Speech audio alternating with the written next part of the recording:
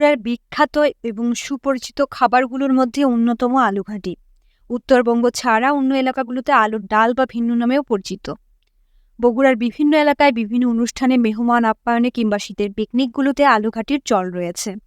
বড় মাছ দিয়ে নতুন আলু ঘাটির রুটি, পরোটা সহ গরম ভাত যে কোনোভাবেই খাওয়া যায়। আর শীতকালে এর আসল স্বাদ পাওয়া যায়।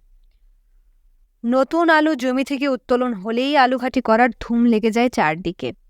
বড় পাত্রে রান্না করলে বেশি সুস্বাদু হয়। এছাড়াও আমরা বাসার বাড়িতে হাঁড়ি কিংবা কড়াইয়ে রান্না করে থাকি। মাছ ছাড়াও মাংস, ডিম, কুমড়ো বড়ি, টমেটো, ধনেপাতা, সজনে ডাঁটা সহ অনেক কিছুর মিশ্রণে এই আলু ঘাটি তৈরি করা যায়। 4 রকমের আলু ঘাটি রান্নার জন্য প্রথমে নতুন আলু সিদ্ধ করে ভালোভাবে হাত দিয়ে ভেঙে নিয়েছি।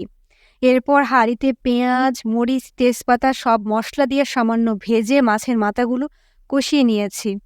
আরেকদিকে সিদ্ধ ডিম ছিলে নিয়ে ডিম ভুনা করে নিয়েছি।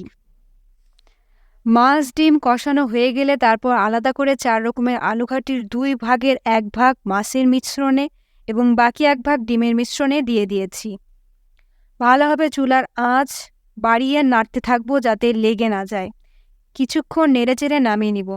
আর 1 ভাগ গরম থাকা অবস্থায় ভেজে রাখা কুমড়ো বড়িগুলো দিয়ে ডুবিয়ে রাখবো।